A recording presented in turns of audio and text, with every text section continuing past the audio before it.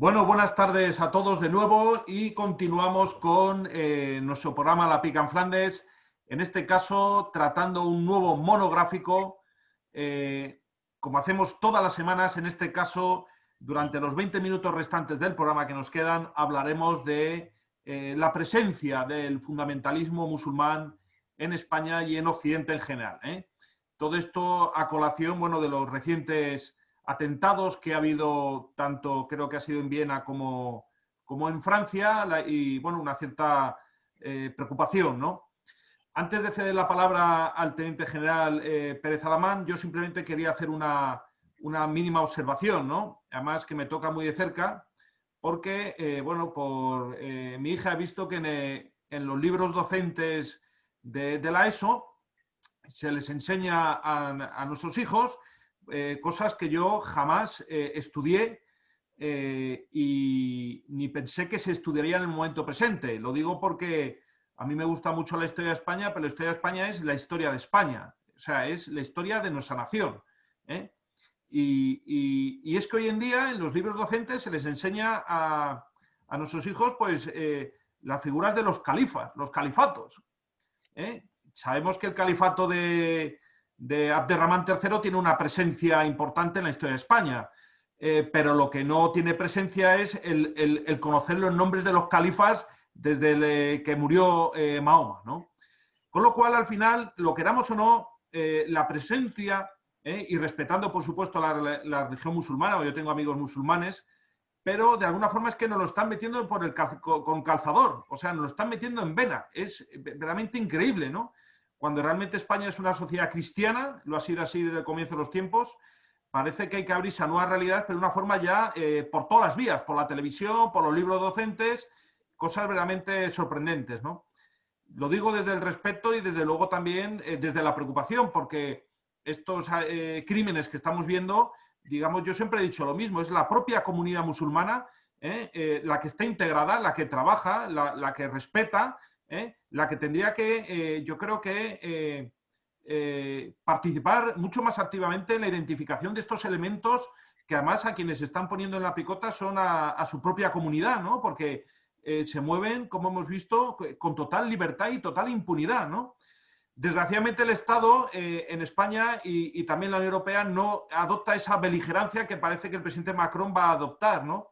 Pero también sería de agradecer una mayor implicación de esa comunidad, cuya mayor parte es gente respetuosa, trabajadora y que busca una integración a la hora de identificar a estos elementos, ¿no? Porque es que en última instancia parece que se mueven con total impunidad. Son sociedades, en algunos casos, muy herméticas y son ellos los que debían, de alguna forma, identificarles y llegado el caso, incluso hasta neutralizarles, ¿no? Adelante, mi intendente general. Tengo una experiencia de hace ya años.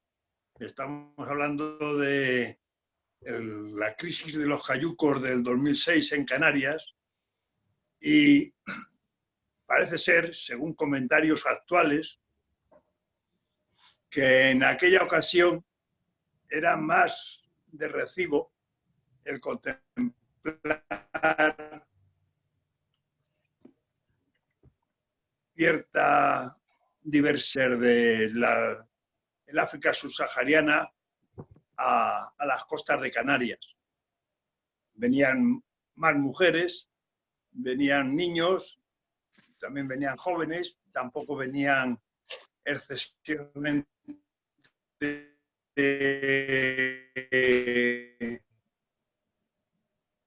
llenos de salud.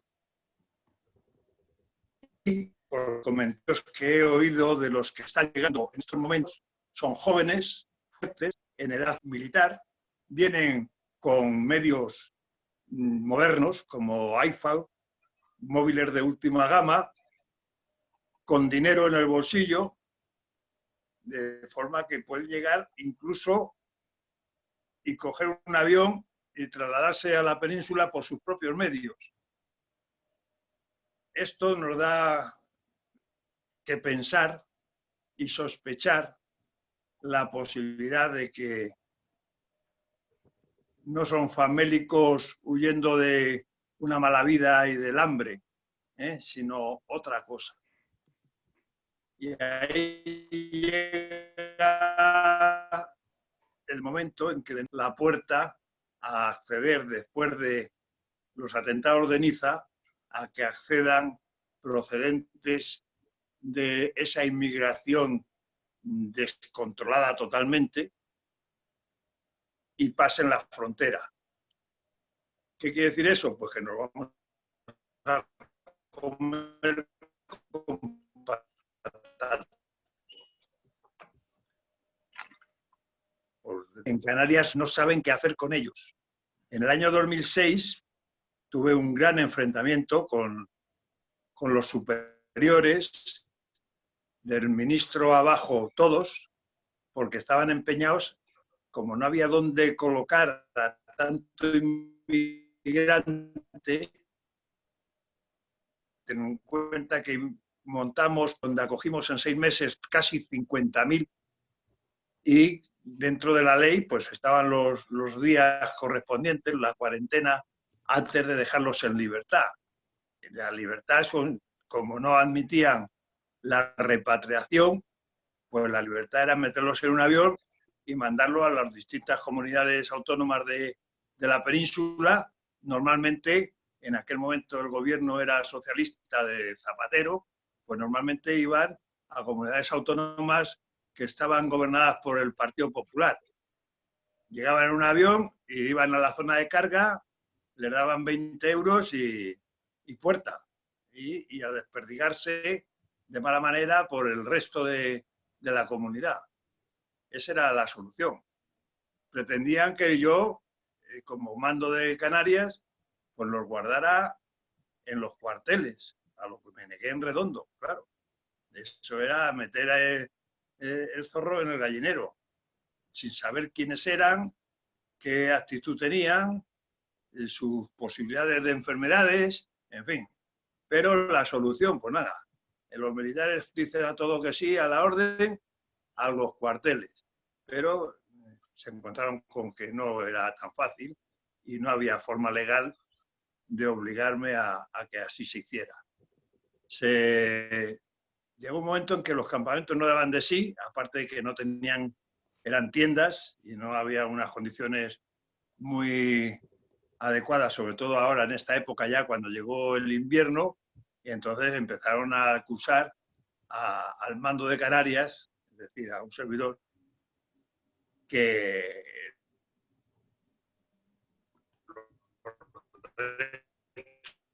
humanos, en fin, el acento ya abandonado y que ya no pertenecía, estaba en manos de defensa, no pertenecía al mando de Canarias, que era el de las canteras en la laguna.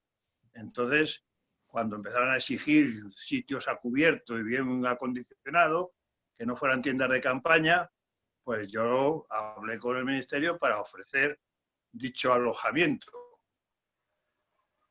Cuando dijeron en defensa que sí y se puso aquello en marcha, arreglarlo para acondicionarlo y que fueran los emigrantes, pues resulta que las autoridades de la laguna pusieron el grito en el cielo y impidieron que se fueran allí los emigrantes que no tenían dónde meterlos, porque claro, aquello era ya meterse en una zona urbanizada, en fin, que molestaba. Entonces los derechos humanos y la buena voluntad ya era más discutible. En fin, ahora creo, según he oído, que ese mismo lugar lo ha ofrecido también para guardar la avalancha que tienen hoy día y no sé en qué quedará, no lo sé. Pero lo que sí es cierto es que están viniendo, que se está admitiendo, que vienen en barcos hasta llegar a zonas de aguas territoriales canarias, donde los sueltan en la barquita para que los recoja la Guardia Civil o el Salvamento Marítimo, quien sea, y los recoge como si estuvieran a la deriva y tal. Y algunos pues llegan a las playas, y lo hemos visto en vídeos que han grabado los mismos turistas que están en esa playa, pues llegan dando botes y tan felices. En fin, todo eso es una amenaza yihadista porque hay de todo. Yo no digo que no haya buena gente, pero mezclado entre todo, pues nos estamos metiendo aquí personas que el día menos pensado nos dan un buen disgusto, como ya tuvimos en Barcelona, etcétera, etcétera. Así que alguien se tiene que poner las pilas y yo no sé ya a quién recurrir. Mi experiencia está a disposición del que la necesite y yo dispuesto a hacer lo que haga falta para salvar los riesgos que puede correr España con esta inmigración totalmente descontrolada, a sabiendas de que no son todos pobrecitos huyendo del hambre. Esa es mi opinión.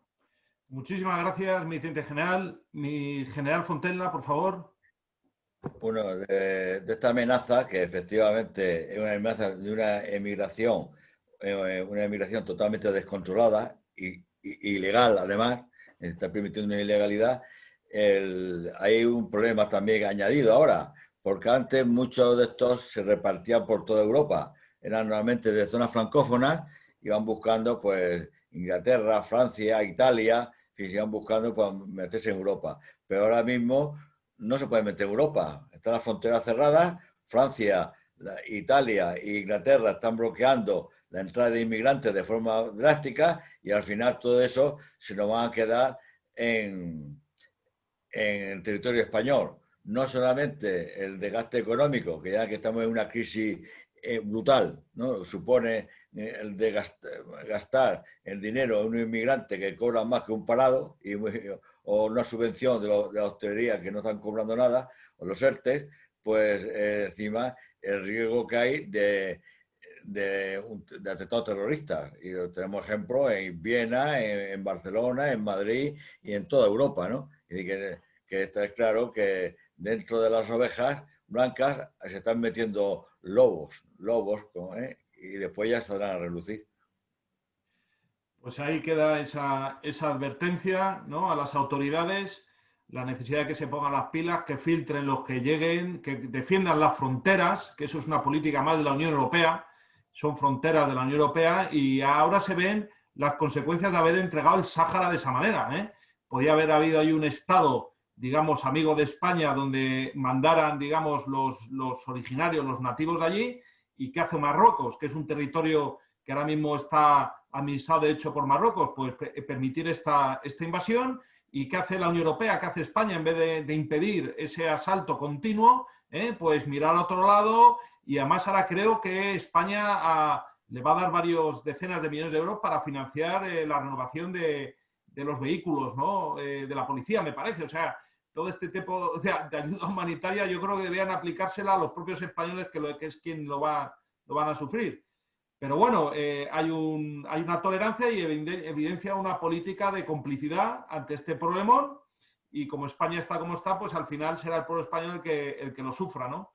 Cuando es tan fácil... Estamos defendiendo la frontera de Letonia, la frontera de Turquía con los patrios allí desplegados, la frontera de Israel, y sin embargo nuestra frontera nadie se preocupa. Y en Mali, también estamos en Mali ahí apoyando a los franceses, pero parece que España es lo último. Y ayudando a las nuestras. Y esto es de diseño. Esto o son muy tontos, o están ciegos, o de diseño. Pues ahí queda dicho esto y cedo rápidamente la palabra al coronel Collins. Adelante, mi coronel. Bien. En el mundo hay 1.700 millones de musulmanes. Es el 24% de la población mundial. El Islam es una religión que condiciona absolutamente todos los aspectos de la vida. La política, la moral, el vestido, la comida, todo.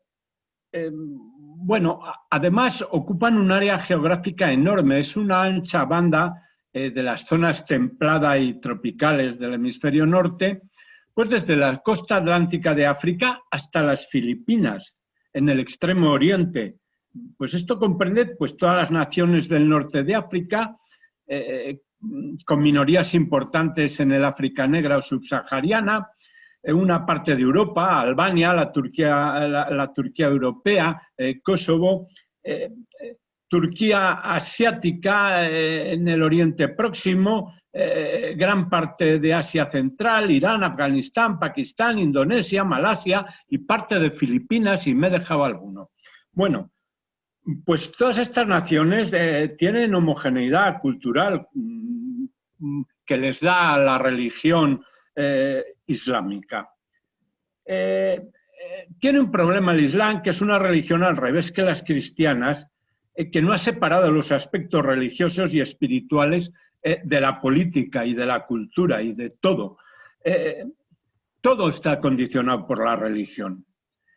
En lugar de ir en la línea de modificar algunos aspectos de la religión para irse adaptando a la modernidad, pues parece ser que no, que últimamente ha habido en el mundo musulmán un reforzamiento de los aspectos religiosos pues más integristas.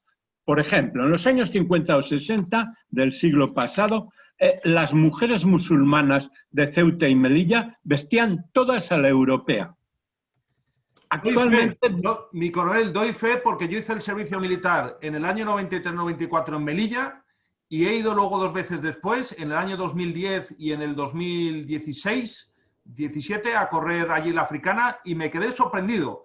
Las chicas jóvenes en mi época, musulmanas, iban occidentalizadas y a partir de esos años ha habido una involución. Perdone que la haya interrumpido, mi coronel, quería reforzar su argumento. No. Sí, al contrario, me has apoyado. Bueno, pues el objetivo del Islam pues, es convertir a todo el mundo por convencimiento, por la violencia. En principio consideran enemigos a todos los que no practican su religión, con una salvedad a las religiones del libro, es decir, judíos y cristianos. Pero en donde tienen minorías de esta religión, pues los sitúan en un plano de inferioridad civil, como los cristianos coptos en Egipto y en todos los países donde hay minorías cristianas. Bueno, han llegado al genocidio, como los turcos hicieron con los armenios hace 100 años, y bueno, pues actualmente con los yazidíes, que son una minoría que está en Irak y que practican una religión muy antigua, y que, bueno, que los musulmanes consideran que es diabólica y entonces a estos directamente los exterminan o los esclavizan y a las mujeres las venden como concubinas. Esto se ha conocido por una chica que sufrió enormemente y que fue recuperada por organizaciones benéficas alemanas y que le dieron el premio Nobel. Y fue la que puso en conocimiento del mundo las barbaridades que estaban haciendo con los yazidíes. Bueno, pues esto es para mostrarles que en principio pues es una religión agresiva. En Europa hay muchos musulmanes, en Inglaterra pakistaníes, en Francia magrebíes, en Alemania pues hay una minoría turca grande y después de la admisión de la señora Merkel en Alemania, pues gentes procedentes de Siria y del Próximo Oriente. Aquí en España no hay muchos verdaderamente en comparación con estos países. Solamente hay muchos en Cataluña y en Baleares, pues porque no son hispanohablantes y los han preferido los separatistas de allí. Bueno, las minorías musulmanas tienen una mentalidad muy distinta a la europea. Pues que es de base cristiana, de religión cristiana, de influencia cultural grecolatina. Bueno, la base cultural es grecolatina y luego también pues con las ideas de la Ilustración que surgieron en la Revolución Francesa, pues de tendencia más bien atea, ¿no? Bueno, esto ha hecho que los musulmanes se hayan integrado mal en Europa y que hayan reaccionado muchos de ellos violentamente. Y los demás, la gran mayoría, aunque rechace la violencia, pues hombre, protegen a sus correligionarios y forman ahí un humus de donde sale la gente que se radicaliza. Internacionalmente, pues también es muy problemático el mundo musulmán. En Oriente Próximo está el Estado de Israel, pues amenazado por todos sus vecinos en un estado de guerra larvada constante. En los propios musulmanes hay distintas tendencias, la más notoria entre chiitas y sunitas. Y también diferencias étnicas. Por ejemplo, uno de los estados más problemáticos, que es el Irán, pues no son árabes, son persas, son iranios. Y los turcos tampoco son de raza árabe. Bueno, pues en España, ¿qué nos toca? Pues perseguir el terrorismo fundamentalista islámico en el interior con medidas policiales y en colaboración con los demás países europeos y con Estados Unidos. En España está funcionando bastante bien la sección de la Policía Nacional que se ocupa del terrorismo fundamentalista islámico. Realmente solo ha habido un atentado grave después del 11M, que fue el de Barcelona, por la circunstancia que explicaba anteriormente. Y porque la Policía Nacional y la Guardia Civil pues deben actuar en comandita con los mozos de escuadra, lo cual les resta efectividad. Bueno, en el ambiente internacional, la famosa primavera árabe que montaron los norteamericanos con algunos países europeos tratando de implantar unas democracias pues, de tipo occidental en el norte de África, pues no dio buen resultado y fue peor el remedio que la enfermedad.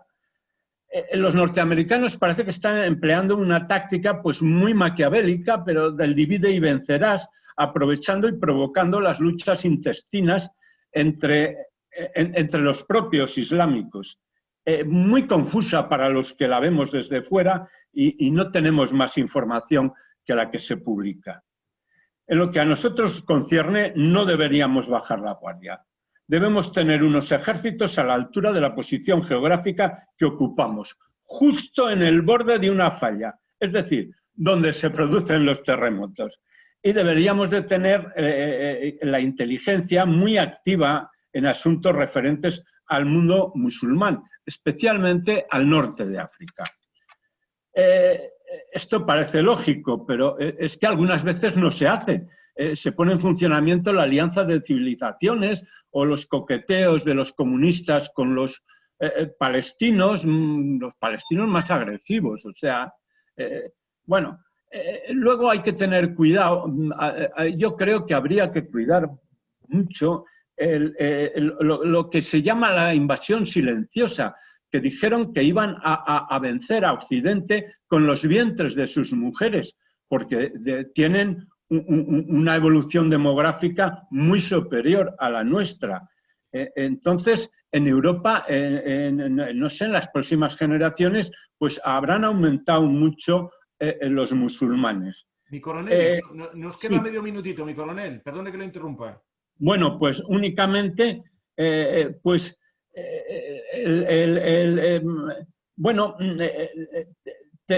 tener en cuenta lo que los franceses, que han estudiado mucho este fenómeno porque lo están sufriendo mucho más que nosotros, lo que ellos han llamado la gran sustitución, es decir, sustituir a gran parte de la población de los países europeos por árabes. Entonces, La gran sustitución es un libro de Arnaud Camus que es muy, muy interesante, y también ha escrito sobre ello mucho un escritor francés que se llama Houellebecq, que es muy interesante y que le remito a estos dos autores, si los encuentran, porque dicen cosas muy curiosas, muy importantes que pasan ahora en Francia y que pueden llegar a pasar en España. Muchísimas gracias, mi coronel. Efectivamente, Houellebecq publicó allí una novela que además fue tremenda el impacto en la opinión pública, se llama Sumisión. Sumisión. Está edita en España, yo creo que por anagrama, creo recordar, pero yo le recomiendo a todos nuestros oyentes que lo lean porque la verdad es impresionante esta novela, y aparte que estamos hablando de un hombre que viene de la extrema izquierda, no se puede, o sea, no tiene ninguna sospecha de poner un hombre que ha tenido su evolución. Pues nada, con esto terminamos, digamos, este monográfico sobre el desafío de la inmigración, verdadero debate, y como ven, queridos oyentes, lo hemos tratado con profundidad, con brevedad de tiempo, pero de una forma muy concisa. Y nada más, les emplazamos, Dios mediante, la próxima semana La Pica en Flandes siempre estará en las ondas con ustedes. Un cordial saludo y muchísimas gracias.